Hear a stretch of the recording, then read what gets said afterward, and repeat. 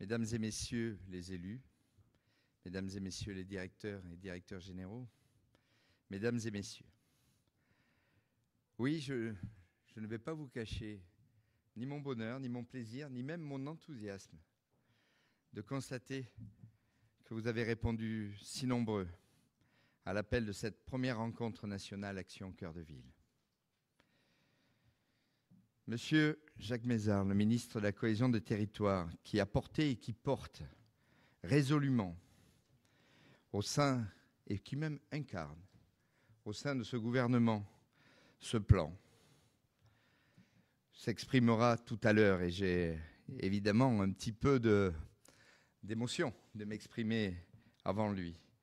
Puis Monsieur le Premier ministre s'exprimera en fin de matinée. Mais ce qui est évidemment très important aussi, c'est votre présence si nombreuse, qui souligne, s'il en était besoin, l'importance de cette journée de rencontre, et plus généralement, l'importance et le succès d'ores et déjà de ce plan Action Cœur de Ville que vous faites vivre, que vous allez en plus encore faire vivre. L'État et ses partenaires dans le plan, tous les élus évidemment, soulignent là encore, s'il en était besoin, une prise de conscience forte pour une stratégie durable de renforcement des centralités dans les villes moyennes françaises. Ça sera l'objet de réflexion de cette matinée. Cet après-midi, avec autour de Julien de Normandie et de Delphine Gény-Stéphane, secrétaire d'État tous les deux, nous nous pencherons sur l'un des 5 axes du plan qui est une condition sine qua non de sa réussite, la revitalisation du commerce de centre-ville. Il n'y avait pas eu de politique publique nationale à destination des villes moyennes depuis les 30 Glorieuses. Vous me permettrez, c'est un clin d'œil, de dire que le dernier plan qui leur était spécifiquement adressé, c'est la maison que j'ai l'honneur de diriger aujourd'hui qui le pilotait. Mais elle avait un autre nom, elle s'appelait la Datar. Les noms changent. Mais j'espère que les qualités demeurent. Mais les temps, eux, ont changé.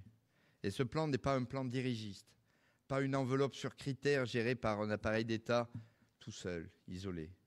Il est résolument moderne dans sa conception. C'est un plan d'investissement public, un plan multi-partenariat, un plan déconcentré, un plan décentralisé, enfin, un plan souple, adaptatif et transversal sur les cœurs de ville. Ce dispositif, évidemment, a vocation à s'enrichir au fur et à mesure de son déploiement, mais je ne m'exprimerai pas plus avant. D'autres que moi vont s'exprimer plus en détail sur ce plan. Notre mission au Commissariat général à l'égalité des territoires, outre le plaisir de vous accueillir dans cet auditorium qui est le vôtre, c'est coordonner la communauté des partenaires au niveau national avec, évidemment, la Caisse des dépôts, Banque des territoires, Action Logement, l'ANA, les PARECA qui s'inscrivent de façon très volontariste dans ce plan. Animer ensuite la diversité de l'État, l'interministériel qui est dans l'ADN de notre structure et qui met en œuvre des programmes interministériels de longue date. Et enfin, piloter, avec Roland Mouchel-Blaiseau aujourd'hui, le déploiement géographique du plan sur le territoire français à travers les référents Action Cœur de Ville que nous avons désignés pour chaque ville et pour chaque région. Notre dernier objectif, qui est aussi une véritable valeur ajoutée de ce dispositif, c'est de créer une communauté de métiers autour des villes moyennes. C'est cette démarche, ce type d'organisation et ce type de projet qui sont au cœur de la création de la prochaine Agence nationale de cohésion des territoires. Je suis heureux d'accueillir aujourd'hui, pour parler plus généralement de ce plan, la présidente de France, de Ville-de-France, maire de Beauvais, Madame Caroline Cayeux. Mais entre-temps, si vous le permettez, je laisse la parole au chef d'orchestre de cette journée, Monsieur Jean Dumonteil, que je remercie évidemment d'animer notre événement, vous en présenter les grandes lignes. Merci.